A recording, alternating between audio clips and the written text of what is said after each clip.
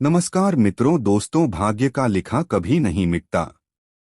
दोस्तों, आज मैं इसी पर एक कहानी सुनाने जा रहे हैं। इससे पहले आप सभी से एक निवेदन है कि अगर आप चैनल पर नए आए हो तो चैनल को सब्सक्राइब कर ले। दोस्तों, किसी गांव में एक बुद्धिमान ब्राह्मण रहता था। उसका एक दोस्त था जो एक पैर से लगड़ा और बहरा था। वह दूसरे एक गांव में रहता था। एक दिन वह ज्ञानी ब्राह्मण अपने बचपन के दोस्त सखा से मिलने के लिए घर से निकलता है।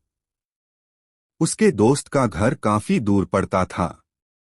वह ब्राह्मण रास्ते में जा ही रहा था, तभी उसे अचानक एक हष्ट-पुष्ट और लंबा चौड़ा आदमी दिखाई दिया और वह भी उस ब्राह्मण के साथ चलने लगा। तब वह ब्राह्मण उस आदमी का नाम पूछता है तो वह अपना नाम महाकाल बताने लगा। तब ब्राह्मण ने कहा, जा रहे हो? उसने कहा, मुझे काफी दूर जाना है। तब ब्राह्मण सोचने लगा कि मुझे भी काफी लंबा जाना है। चलो एक साथ मिल गया, जिससे रास्ता आसानी से कट जाएगा। अब ब्राह्मण और महाकाल दोनों साथ साथ जा रहे थे कि अचानक एक गांव पड़ता है। तब महाकाल ने उस ब्राह्मण से कहा कि तुम चलो और मुझे इस गांव में थोड़ा काम है। मैं अभी आ रहा हूं। थोड़ी ही देर में उसी गांव में एक भैंस ने एक आदमी को लात मार दी। थोड़ी ही देर में ही ब्राह्मण भी आ पहुंचा। महाकाल उस ब्राह्मण के पास आ गया और बोला कि चलो। फिर वह ब्राह्मण उस महाकाल के साथ चलने लगा। थोड़ी दूर जाने पर फिर एक गांव आया तो महाकाल उस ब्राह्मण से बोला कि मुझे इस गांव में भी थोड़ा सा काम है। मैं अभी आ रहा हूं। थोड़ी ही देर में उस गांव में आग लग गई। उस पंडित ब्राह्मण ने भी देखा कि इस गांव में आग लगी हुई है। वह ब्राह्मण सोचने लगा कि यह आदमी जहां जहां जाता है तो वहां पर कोई न कोई घटना जरूर घटती रहती है। तब वह ब्राह्मण महाकाल से पूछता है कि भाई, तुम कौन हो? ब्राह्मण की बात सुनकर तब महाकाल बोला कि मैं एक यमदूत हूं। मनुष्यों के प्राण हरण करना मेरा काम है। उसके बाद ब्राह्मण महाकाल से पूछा कि तुम यमदूत हो तो यह बताओ कि अगली मृत्यु किसकी होने वाली है। तब महाकाल ने कहा कि अगली मृत्यु तुम्हारे उसी मित्र की होने वाली है जिससे तुम मिलने के लिए जा रहे हो। वह ब्राह्मण सोचने लगा, यदि ऐसी बात है तो मैं अपने मित्र से मिलने ही नहीं जाऊंगा। महाकाल ने ब्राह्मण से कहा कि तुम जो सोच रहे हो ऐसा कुछ भी नहीं होगा और होनी अटल है, होकर रहेगी। थोड़ी देर में उस ब्राह्मण ने देखा कि उसका मित्र उससे मिलने के लिए बड़ी तेजी से चला आ रहा है। जैसे ही उसका मित्र उस ब्राह्मण के पास पहुंचता है, हाथातैक होने के कारण उसकी मृत्यु हो जाती है। इससे उस ब्राह्मण को बड़ा पछतावा हुआ है और वह सोचने लगा कि मैं मित्र से मिलने न आता।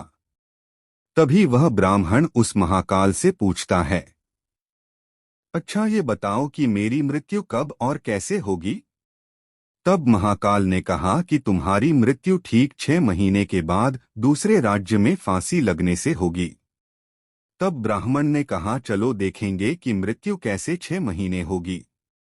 ऐसा कहकर वह ब्राह्मण फिर अपने घर चला आया और सीधे अपने राज्य के राजा के पास गया और ब्राह्मण ने राजा से सारी बात बता दी। तब राजा ने राज्य सभा में यह प्रश्न सबके सामने रखा। तब उस राज्य सभा में यह फैसला लिया गया कि यदि ऐसी बात है तो वह ब्राह्मण इसी राजमहल में 6 महीने तक रहेगा। राजा ने ब्राह्मण के लिए राजमहल में ही व्यवस्था करवा दी। धीरे धीरे समय व्यतीत होने लगा था और उस ब्राह्मण को नींद में चलने की बीमारी थी। और यह बात उस ब्राह्मण को नहीं मालूम नहीं थी। जिस दिन उसकी मृत्यु होने वाली थी, उसी रात्रि को ही वह ब्राह्मण राजमहल से निकलकर दूसरे राज्य के राजमहल में जाकर के राजा के शयन कक्ष में जाकर राजा और रानी दोनों के बीच में जाकर सो गया। सुबह जब राजा उठा तो उस ब्राह्मण को अपने शयन कक्ष में देखकर बहुत क्रोधित हुआ और उस ब्राह्मण को फांसी की सजा सुना दी। तब वह ब्राह्मण उस राजा से सारी कहानी सुना डाली, जिसको सुनकर वह राजा अपना एक गुप्तचर अपने पड़ोसी राज्य के राजा के पास भेजकर सारी जानकारी दे दी। जिसको सुनकर वह राजा अपने फैसले पर बहुत पछता रहा था। लेकिन उस राज्य का एक नियम था कि एक बार राजा जो सजा सुना दे फिर वह चाहकर भी उसे नहीं बदल सकता था। राजा ने एक राज्य सभा लगाई और इसका उपाय पूछा।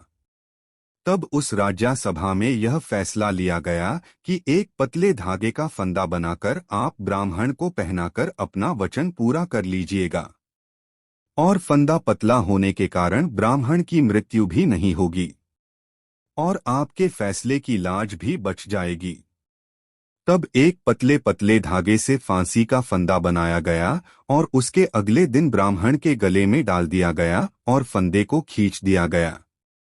सभी ने यह सोचा था कि ब्राह्मण को कुछ नहीं होगा, लेकिन जब उस पंडित को फांसी पर लटका दिया गया, लेकिन पतले धागे की वजह से उस ब्राह्मण का गला कट गया और खून तेजी से निकलने लगा। ज्यादा खून बह जाने की वजह से उस ब्राह्मण की मृत्यु हो गई। लेकिन जब लोगों ने देखा तो तब तक जो होना था हो चुका था। दोस्तों, जो भाग्य में लिखा होता है वो होकर ही रहता है। किस्मत को कोई नहीं मिटा सकता।